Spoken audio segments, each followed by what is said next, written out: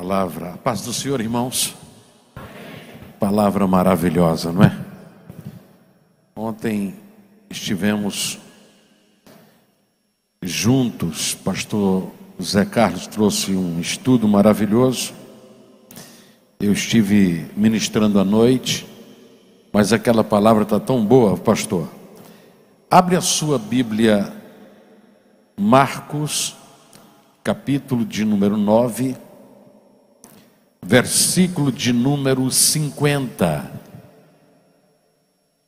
Marcos, capítulo de número 9, versículo 50. Porque cada um será salgado com fogo. Bom é o sal, mas se o sal vier a tornar-se insípido, como lhe restaurar o sabor? Tende sal em vós mesmos e paz uns com os outros. Palavra de Jesus. O sal, todos nós sabemos que ele dá sentido no paladar, ele dá sabor. Mas por que Jesus diz, tem de sal em ti mesmo?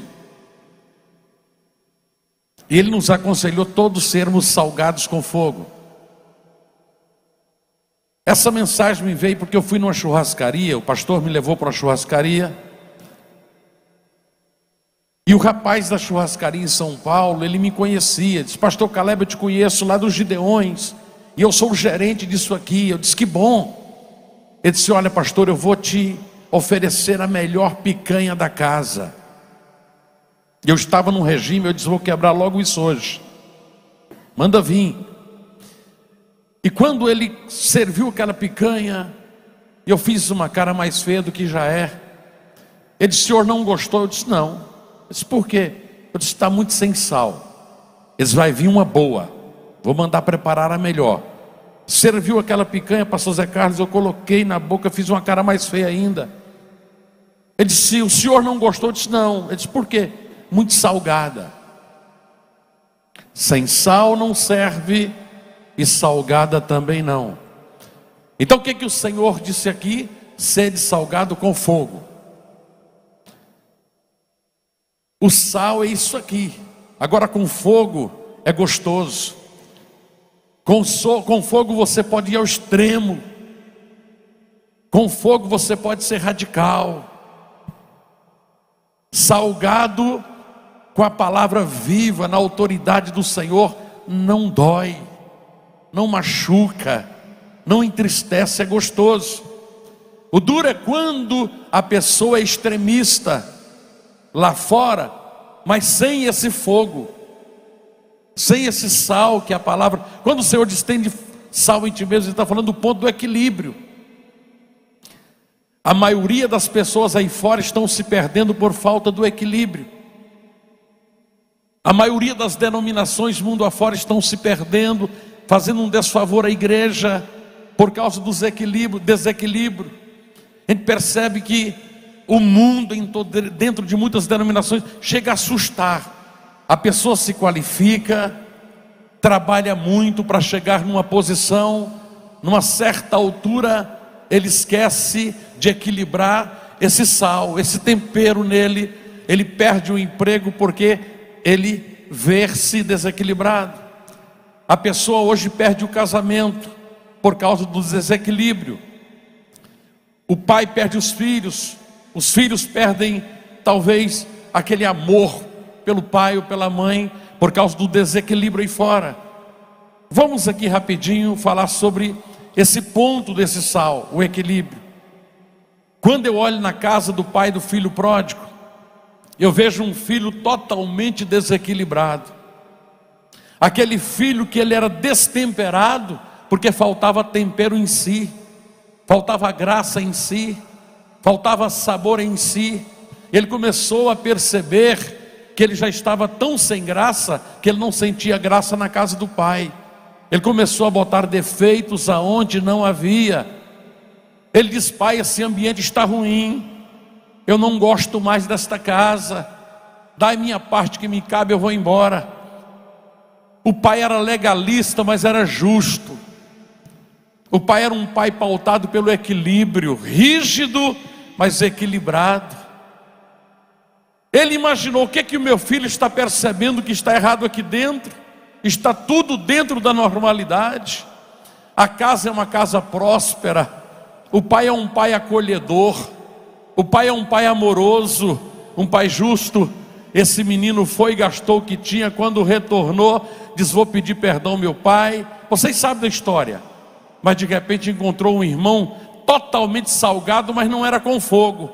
Não era generoso, não era misericordioso. E de repente começou a questionar a misericórdia do pai. Mas entre o filho destemperado e o outro completamente sem tempero, está o pai equilibrado e temperado. Disse: meu filho, tudo que você fez foi bom, você tem o seu valor, mas deixe eu acolher o seu irmão que estava perdido e foi achado. É a casa aonde precisa de um equilíbrio.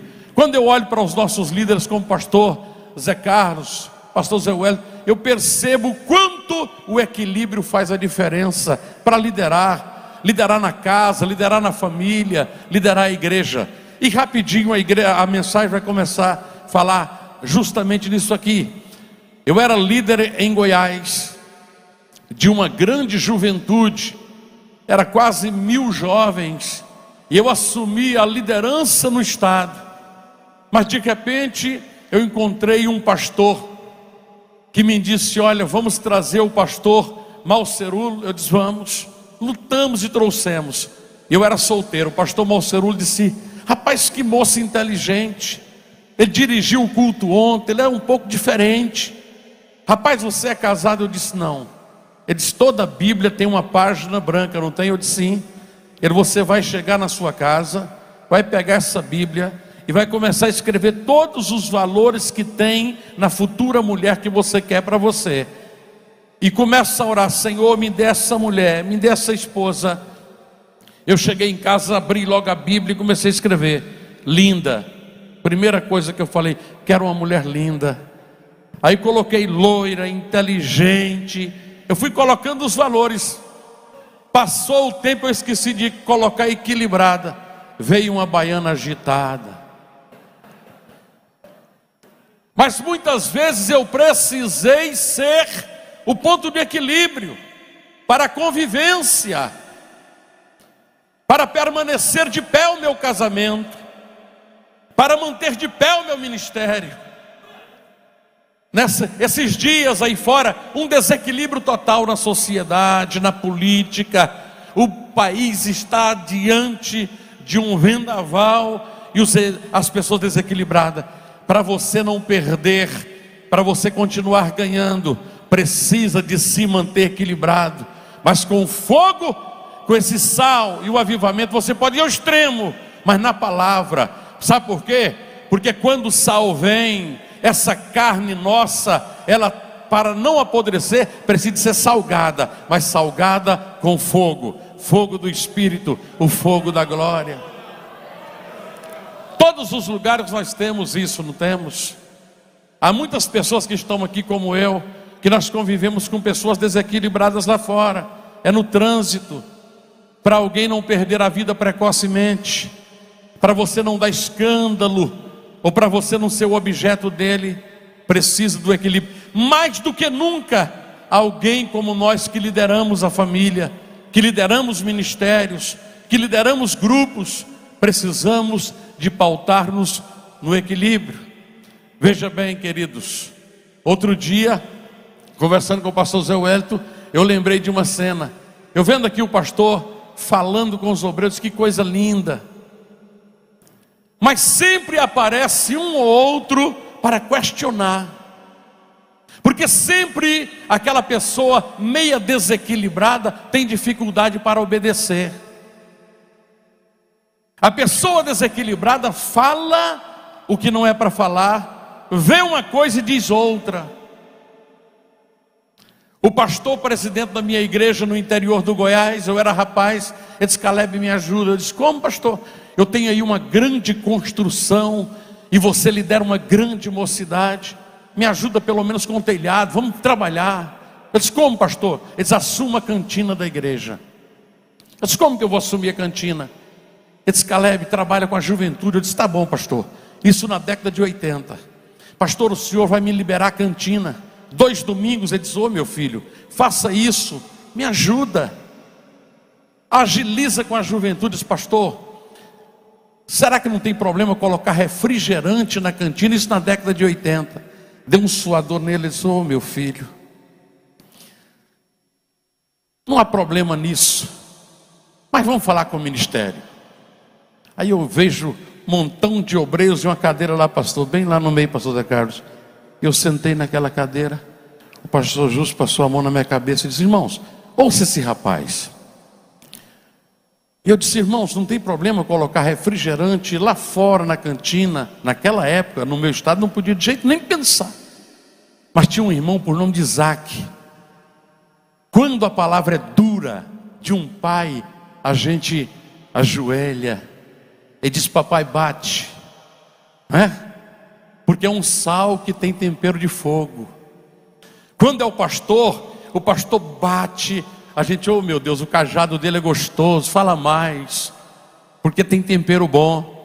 Mas aquele irmão, ele levantava contra o pastor, levantava contra a igreja, era contra qualquer projeto. Ele levantou e deu um pulo e disse, Satanás, saia daqui.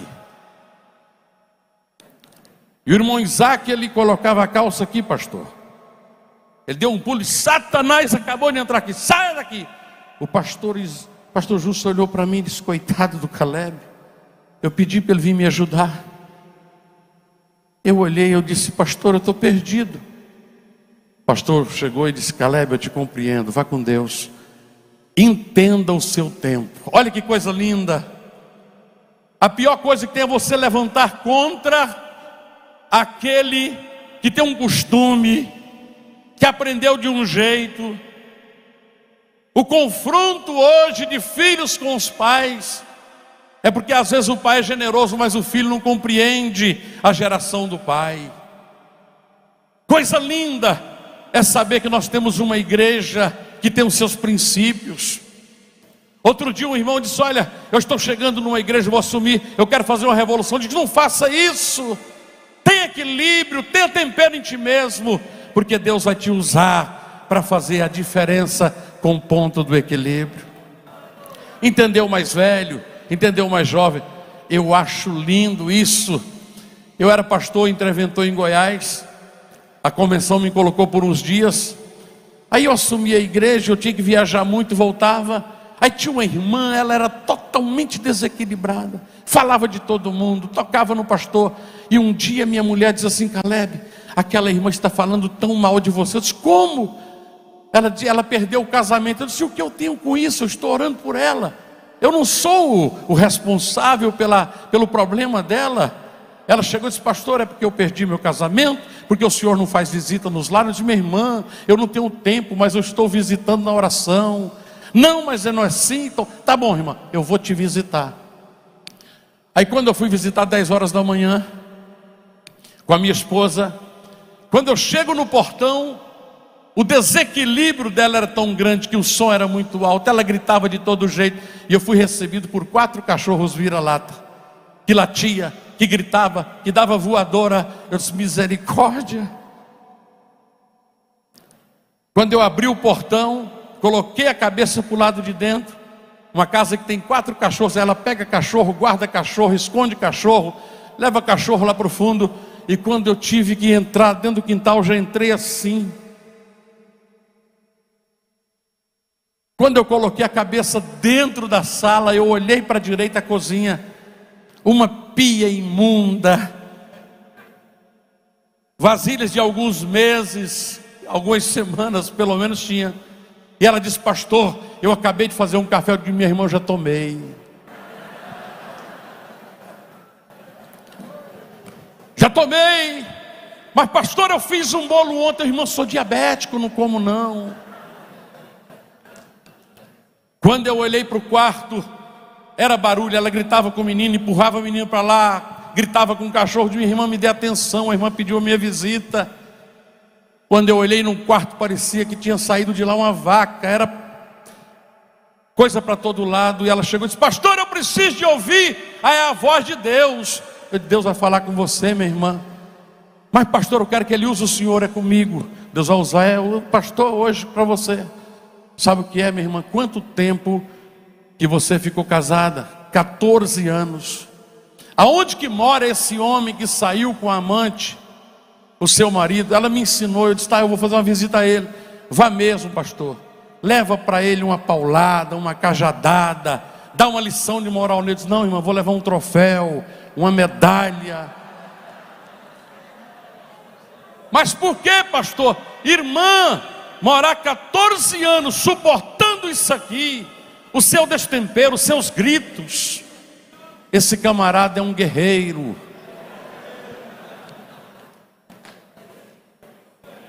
O senhor não vai fazer nada de mal com ele? Não, não, minha irmã, vou trazer para perto.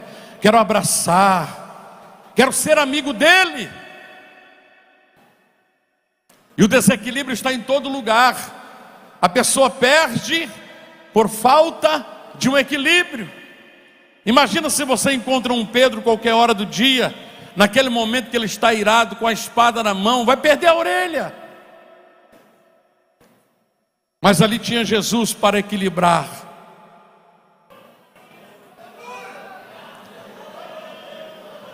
Para devolver a orelha do servo do sumo sacerdote. No Rio de Janeiro, toda igreja tem um. Aqui não tem, mas lá tem, em Goiás tem, no Ceará tem. Tem um que chega a dar trabalho demais. Ele é destemperado na congregação, é destemperado em todo lugar. Não tem? Sempre tem. E tinha um que um menino nasceu num lar cristão, ficou órfão de pai, de mãe. A avó morreu. Ele era uma tendência ao homossexualismo. Foi crescendo no mundo. Mudou o corpo, virou um travesti, usando drogas. E ele disse: hoje eu vou acabar com a minha vida, porque não tem mais sentido. Perdi meu pai, perdi minha mãe, perdi minha avó.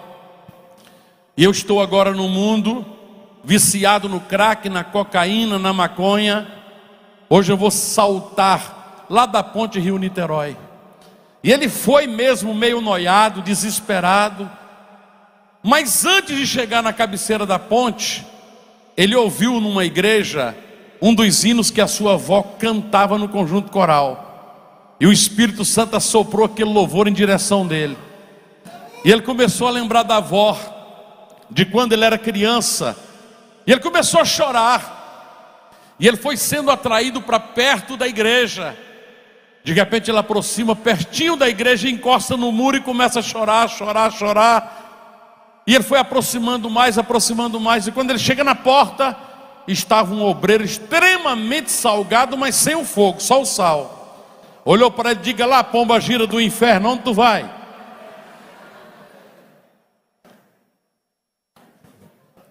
Sai para lá, seu imundo.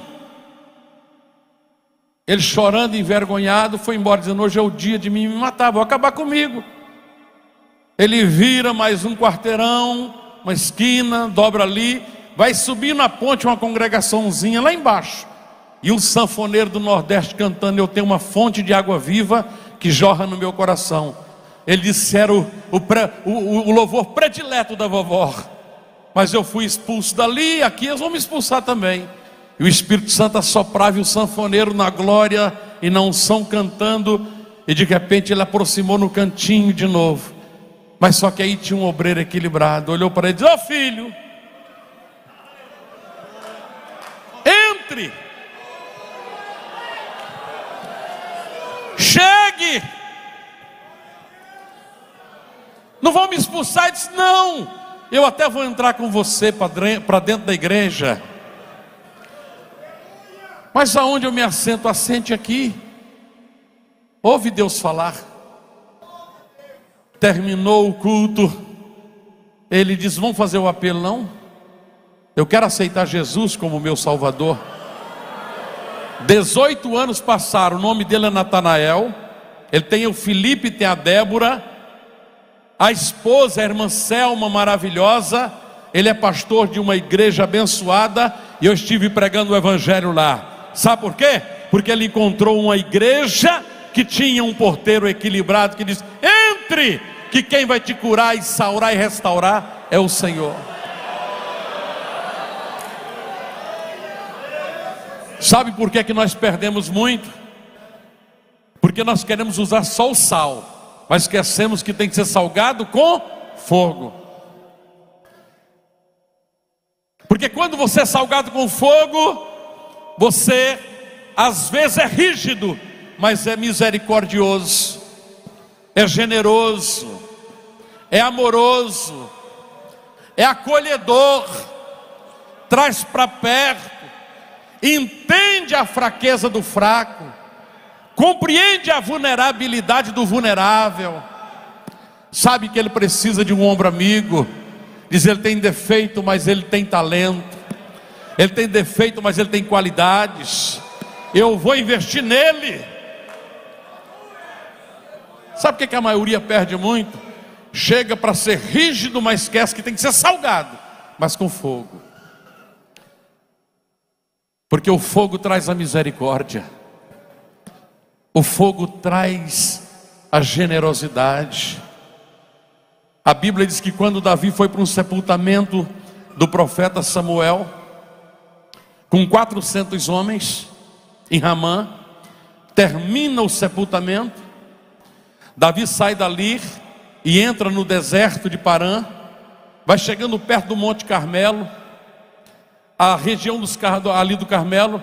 Davi percebeu que o povo estava com fome, e Davi lembrou que havia sido generoso com um grande fazendeiro por nome de Nabal, e pegou 10 dos seus servos e disse: olha, chega até o monte do Carmelo, tem um fazendeiro por nome de Nabal. Muitas vezes eu fui generoso com Nabal, não deixei nenhum invasor nas suas posses. Pede que ele libere um tipo de alimento, seja generoso comigo e com meu povo. Nabal disse: não conheço Davi. Davi ficou revoltado, porque Nabal ele era destemperado, era bruto, era grosso e não tinha generosidade. Mas quando um dos servos de Nabal olhou, viu a atitude dele, correu na Abigail. Abigail, assustada, disse: tudo que Davi precisa, que Nabal ia fazer, eu vou fazer no lugar de Nabal. Porque ali tinha uma mulher equilibrada, eliminou a possibilidade de uma matança e tirou a fúria do coração de Davi. Sabe o que Davi disse? Essa é uma mulher que eu queria para mim. Nabal morre, ela fica viúva. Ele disse: eu quero casar com Abigail. Sabe o que é isso? A generosidade numa pessoa equilibrada. Mais cedo ou mais tarde a recompensa vem. A sua família, aquele que foi vai voltar. A sua casa vai ser restaurada. O patrão vai lembrar de você na adversidade, vai te buscar de volta. E pode ser o melhor final de ano da história da sua vida, pela generosidade. Aquele irmão Isaac, que foi tão bruto comigo, os anos passaram, eu virei pastor, virou o meu melhor amigo. Eu abraçava o pastor Isaac e dizia assim: oh homem, como eu lhe amo. Ele dizia: ei Caleb, você me deu muito trabalho, mas eu lhe amo. Fizemos uma parceria. Aí um belo dia o pastor Justo me chamou e disse: Caleb, nós vamos para a convenção do Rio de Janeiro, lidera um ônibus com os pastores e eu vou ficar com outro ônibus, porque você conhece o Rio. E quando chegou numa altura, isso era 89, quando chegamos numa altura ali perto do Rio de Janeiro, eles: vamos parar para lanchar. Paramos. Era o lançamento do refrigerante na máquina. Quem lembra do refrigerante na máquina? Aquele, parece um suco, né? Aí os obreiros estavam no toalete. Eu olhei para o camarada e disse: olha, sirva aí Fanta laranja para todo mundo. Geladinho, um calor, não tinha. Aí de repente vem logo o irmão Isaac, o primeiro. Eu olhei ele: ei meu filho, que calor terrível. Aproxime, irmão Isaac. Tinha lá uns 40 copos, 500 ml. Ele foi logo num e disse: posso? Eu disse: é para todo mundo. Ele tomou e disse: oh, coisa maravilhosa, esse suco de laranja é bom. Aí o irmão falou assim: não, não é suco, não, é Fanta laranja. Ele disse: e se eu perecer? Eu disse: vai não, irmão Isaac. Jesus já pagou o preço no Calvário por nós. Isso não é pecado não, irmão Isaac. O que é pecado, é pecado. O que não é, não é. Ele virou o meu melhor amigo. Pastor Isaac, até hoje, nunca esqueço de quantas vezes Deus usou ele para me abençoar. Essa palavra, eu até, pelo tempo, eu falei: show, mudei até a mensagem no meu coração. Mas para dizer, quando Deus, ele diz, tem de sal em ti mesmo, é o equilíbrio, né? Nós só não, agora, na palavra, contra o pecado tem que ser salgado, porque ele tem fogo, né? Palavra, a saleira aqui, ó.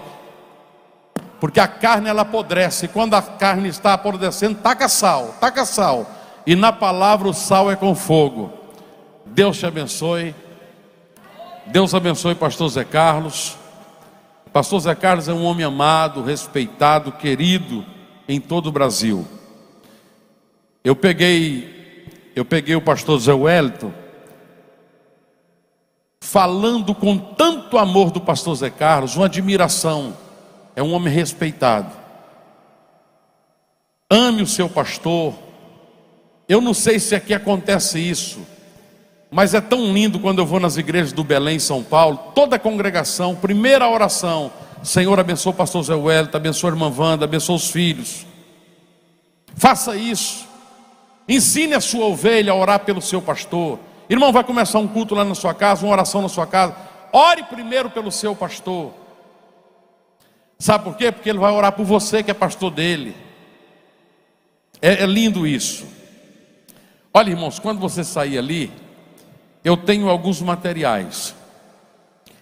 Aqui tem 13 mensagens no livro de Cantares. Mensagens para abençoar a família, para restaurar vidas. 13 mensagens. Aqui tem 40 mensagens no livro de Cantares, e tem uma página 47 aqui, que são as informações que você precisa para confrontar o catolicismo. Eles dizem que o primeiro Papa foi Pedro. Aqui fala todas as datas. O primeiro culto à Virgem Maria foi o ano 381 a.C. A primeira idolatria que aconteceu, a primeira canonização. Aqui tem todas as datas para você confrontar o catolicismo. Não é o catolicismo em si, mas essa idolatria terrível.